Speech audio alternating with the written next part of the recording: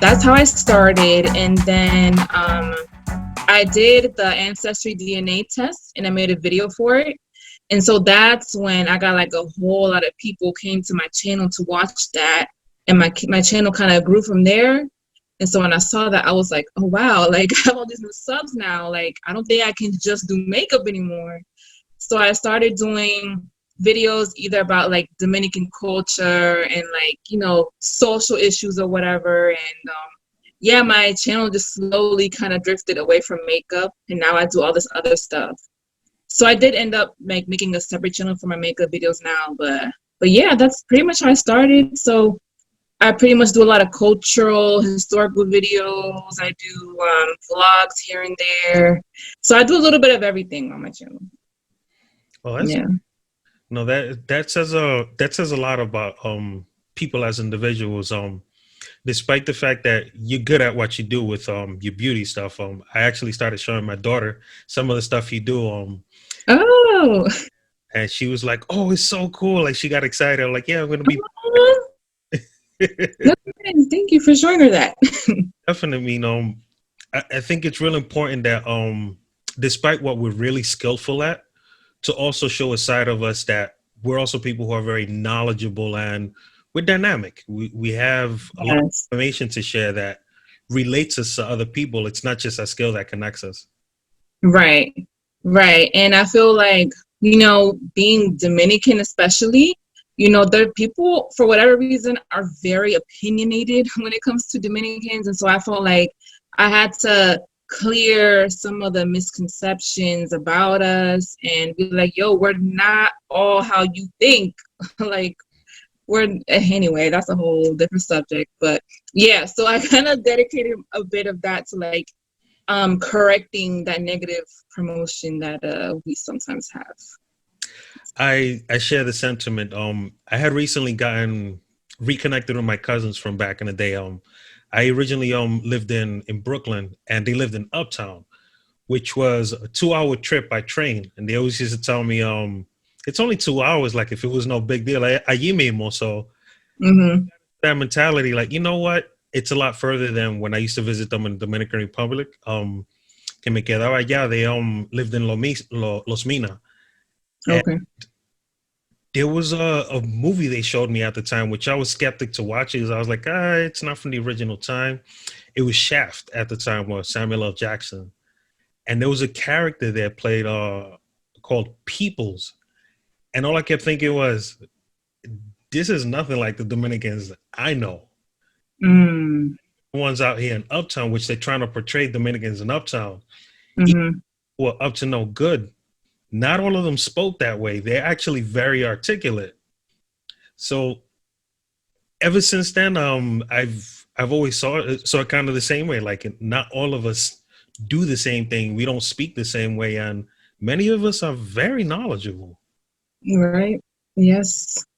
I now that you say that, I recently had someone like, cause I get hateful comments here and there, but they just commented on one of my videos like, y'all Dominicans are known for being the least intelligent across the African diaspora and blah, blah, blah. Y'all are ignorant. And I was just like, dang, like, why? You know?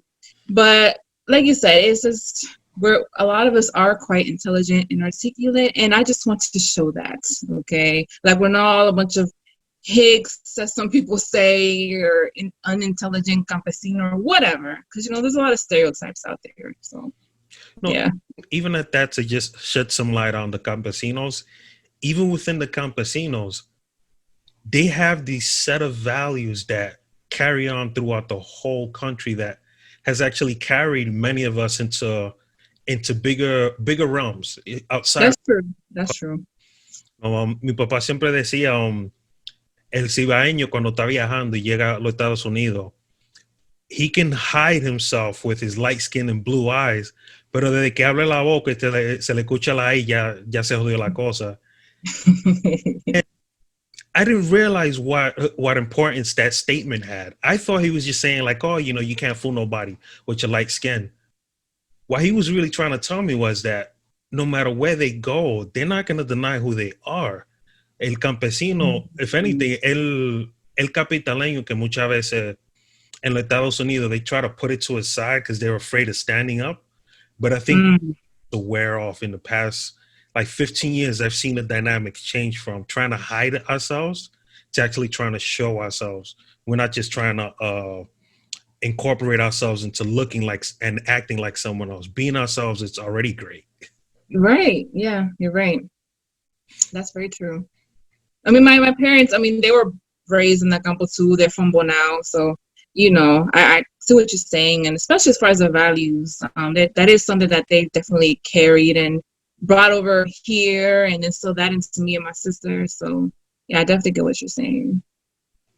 Now, to transition from the subject, which I feel like this subject is very connected with the music. I don't know if that kind of threw you off the bit, like, oh, you know, top 5, but there's such a close connection with how people are in different cultures with experiences, and usually there's always songs that are incorporated with those experiences that connect each other, that even if we might not agree on the same song or come from the exact same place, but just sharing that experience, all of a sudden they start feeling nostalgic as well and kind of accepting each other. I've brought down so many walls from people from different backgrounds.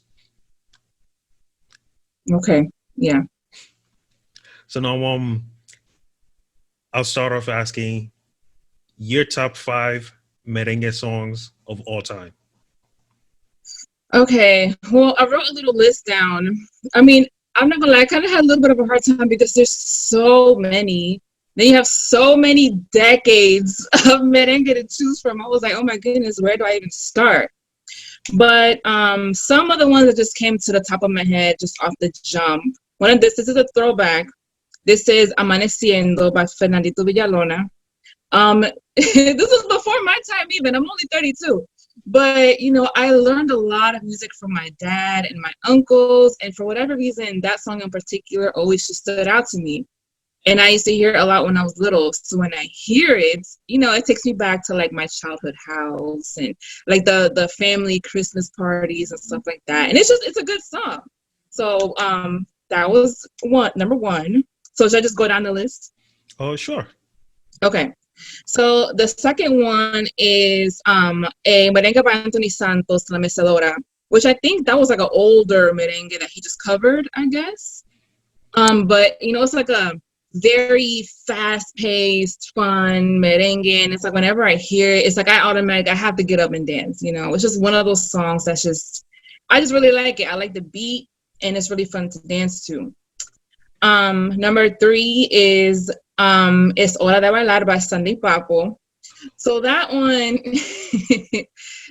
I kind of relate to more as a Dominican American because, you know, that was during the whole merengue house era.